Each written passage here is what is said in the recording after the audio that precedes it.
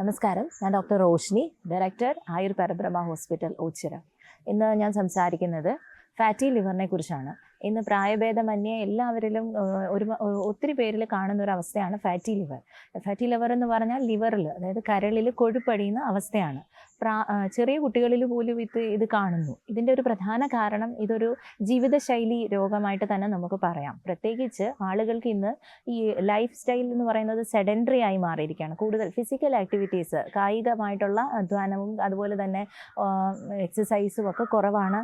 Even ചെറിയ കുട്ടികളെ എടുത്ത് നോക്കിയാൽ തന്നെ അവർ ഈ ഗാഡ്ജറ്റ്സ്, ഫോണൊക്കെ ആയിട്ടാണ് കൂടുതൽ. അവർ ഔട്ട്ഡോർ ആക്ടിവിറ്റീസ് അവരുടെ കുറഞ്ഞു. അപ്പോൾ ഇങ്ങനെയും അതുപോലെ തന്നെ ജങ്ക് ഫുഡ്സ്, അവരുടെ കഴിക്കുന്ന ഭക്ഷണം വളരെ ഹെവി ആയിട്ടുള്ള കാർബോഹൈഡ്രേറ്റ്സും അതുപോലെ തന്നെ റിഫൈൻഡ് കാർബ്സും, ഫോർ എക്സാമ്പിൾ ഈ പേസ്ട്രി, അങ്ങനെയുള്ള പാസ്ത, ഇതുപോലെയുള്ള ആഹാരങ്ങളൊക്കെ കൂടുതൽ കഴിക്കുന്നതും ഒക്കെ തന്നെ ശരീരത്തിൽ കൊഴുപ്പ് കൂടുതലായിട്ട് അടിയുന്നത് ഈ ഫാറ്റി ലിവറിൻ്റെ ഏറ്റവും പ്രധാനപ്പെട്ട കാരണമാണ്. അതുകൊണ്ടാണ് ചെറിയ കുട്ടികളിലും ഇത് കാണുന്നത്.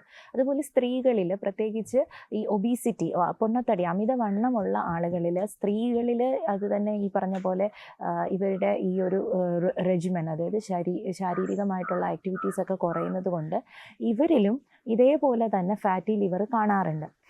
അതുപോലെ ചില ആളുകളിൽ തീരെ ആഹാരം ഒക്കെ വളരെ ശ്രദ്ധിച്ചും ക്രമീകരിച്ചും അതുപോലെ തന്നെ വ്യായാമമൊക്കെ ഉണ്ട്, വളരെ മൈൽഡായിട്ടുള്ള വാക്കിംഗ് ആണ്, വലിയ വണ്ണമൊന്നും ഇല്ല, എന്നിരുന്നാൽ പോലും ചില ആളുകളിൽ ഫാറ്റി ലിവർ കാണാറുണ്ട്. ഇതിൻ്റെ ഒരു കാരണം ക്രോണിക് ആയിട്ടുള്ള ഡയബറ്റിസ് ആണ്. ഡയബറ്റിസിൽ ഇൻസുലിനോടുള്ള ഇൻസുലിൻ റെസിസ്റ്റൻസ് ഉണ്ടാവുന്ന അതും ഒരു ലൈഫ് സ്റ്റൈൽ റിലേറ്റഡ് ആയിട്ട് തന്നെ വരുന്നതാണ്.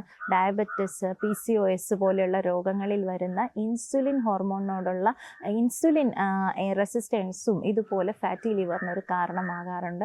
അതുപോലെ ആൽക്കഹോൾ കൺസംഷനും നമ്മുടെ മദ്യപാനം ഒരു വളരെ വലിയൊരു കാരണമാണ്. ചില രോഗങ്ങൾ, വൈറൽ ഹെപ്പറ്റൈറ്റിസ് പോലെയുള്ള ചില രോഗങ്ങളും ഫാറ്റി ലിവറിന് കാരണമാകാറുണ്ട്.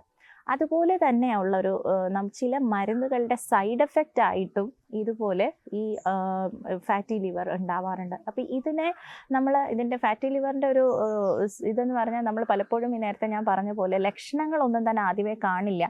പലപ്പോഴും എന്തെങ്കിലുമൊക്കെ ഒരു മറ്റ് അസോസിയേറ്റഡ് ആയിട്ടുള്ള ഏതെങ്കിലും ഒരു രോഗത്തിൻ്റെയോ എന്തെങ്കിലും ഒരു സിംറ്റവുമായി ബന്ധപ്പെട്ട് നമ്മളൊരു സ്കാൻ ചെയ്യാൻ പോകുന്ന സമയത്തായിരിക്കും ഇൻസിഡൻഷ്യലായിട്ട് ഫാറ്റി ലിവർ നമ്മൾ അറിയാൻ സാധിക്കുന്നത്.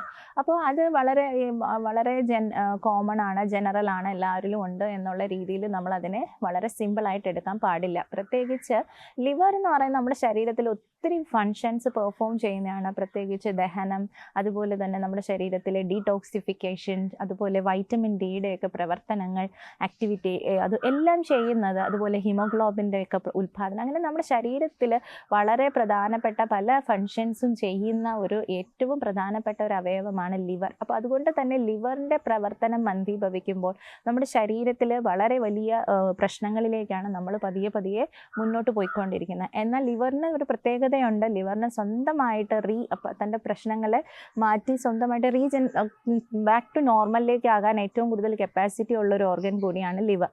അപ്പോൾ ഈ ഫാറ്റി ലിവറിൻ്റെ സ്റ്റേജസിലൊക്കെ നമ്മൾ പ്രത്യേകിച്ച് പറഞ്ഞാൽ നമ്മൾ ഈ കാരണങ്ങളിൽ, ഉദാഹരണത്തിന് ഇപ്പോൾ ഒബീസിറ്റി അല്ലെങ്കിൽ ഡയബറ്റിസോ അല്ലെങ്കിൽ ഈ പറഞ്ഞ പോലെ സെഡൻറ്ററി ആയിട്ടുള്ള ലൈഫ് സ്റ്റൈലൊക്കെ ആണെങ്കിൽ നമ്മൾ അതിനെ കറക്റ്റ് ചെയ്യുക. പ്രത്യേകിച്ച് ഫിസിക്കൽ ആക്ടിവിറ്റീസ് കൊണ്ടുവരിക, നടക്കുക. ഡെയിലി നമ്മളൊരു 30 മിനിറ്റ്, ആഴ്ചയിൽ ഒരു 5-6 ദിവസമെങ്കിലും ഒരു 30 മിനിറ്റ് വീതം വളരെ കൈവീശിയുള്ള ഒരു നടത്തമൊക്കെ തന്നെ ഇതിനെ നമുക്ക് നോർമലിലേക്ക് കൊണ്ടുവരാൻ പറ്റുന്ന ഒരു കണ്ടീഷനാണ്. അതുപോലെ തന്നെ ഈ ഫാറ്റി ലിവർ കുറച്ചുകൂടെ ഒരു സ്റ്റേജ് മാറി അതിൻ്റെ ലിവറിൻ്റെ എൻസൈമിൻ്റെ വാല്യൂവിൽ, അല്ലെങ്കിൽ അതിൻ്റെ പ്രൊഡക്ഷനിലൊക്കെ ഇച്ചിരി ഒരു വ്യത്യാസം വരുന്ന സ്റ്റിയാറ്റോ ഹെപ്പറ്റൈറ്റിസ് എന്നൊക്കെ പറഞ്ഞൊരു അടുത്തൊരു സ്റ്റേജിലേക്ക് അത് പോകും നമ്മൾ കൺട്രോൾ ചെയ്തില്ലെങ്കിൽ.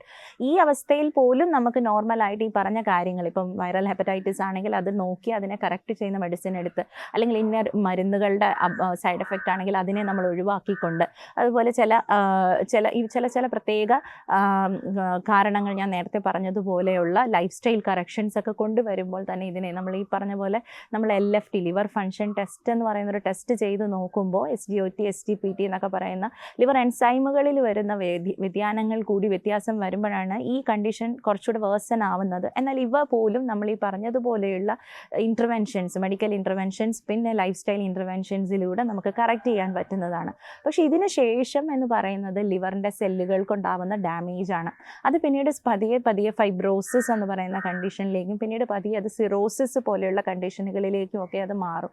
അതുകൊണ്ടാണ് നമ്മൾ ഈ ചില മദ്യപിക്കാത്ത സ്ത്രീകൾക്ക് എങ്ങനെ സിറോസിസ് വന്നു എന്നൊക്കെ നമ്മൾ സംശയിക്കാറുണ്ട്. നോൺ ആൽക്കഹോളിക് ലിവർ സിറോസിസ് എന്നൊക്കെ പറയുന്ന കണ്ടീഷൻ, അതായത് മദ്യപിക്കുകയേ ഇല്ലാത്ത ശീലമില്ലാത്തവരിൽ എങ്ങനെ സിറോസിസ് വന്നു, അത് ഈ പറഞ്ഞ പോലെ ക്രോണിക് ആയിട്ടുള്ള ഡയബറ്റിസോ അല്ലെങ്കിൽ ചില മരുന്നുകളുടെ ഉപയോഗമോ അല്ലെങ്കിൽ അവരുടെ ജീവിതശൈലി മൂലം തന്നെ ഉണ്ടായ ഫാറ്റി ലിവർ അതിനെ സിംറ്റമാറ്റിക്കലി മനസ്സിലാക്കാതെ പിന്നീട് അതിനെ ഇങ്ങനെ നമ്മൾ കൺട്രോൾ ചെയ്യാതെ കൊണ്ടുപോയാണ് അത് സിറോസിസിലോട്ടും, ഇനി ഈ സിറോസിസ് പിന്നീട് അത് പതിയെ ലിവർ ക്യാൻസറിലേക്കും ഒക്കെ മാറാനുള്ള സാധ്യതയുണ്ട്. അപ്പം നമുക്ക് ഏറ്റവും കൂടുതൽ നമ്മുടെ ജീവിത രീതിയിൽ നല്ല ആഹാരം, നല്ല ദഹിക്കാൻ എളുപ്പമുള്ളതും അതുപോലെ തന്നെ ശുദ്ധമായ പച്ചക്കറി പഴവർഗ്ഗങ്ങളൊക്കെ നമ്മുടെ ആഹാരത്തിൽ ഉൾപ്പെടുത്തിക്കൊണ്ട് ഏറ്റവും ശുദ്ധമായ ആഹാരവും അതുപോലെ തന്നെ നല്ല രീതിയിലുള്ള എക്സസൈസും നമ്മളുടെ ലിവറിൻ്റെ ആരോഗ്യത്തിന്, അതുപോലെ തന്നെ കാർബണേറ്റഡ് ഡ്രിങ്ക്സ്, അതുപോലെ ജങ്ക് ഫുഡ്സ് ഇവയെല്ലാം നമ്മൾ ഒഴിവാക്കുക. ആൽക്കഹോളിൻ്റെ ഉപയോഗം ഒഴിവാക്കുക.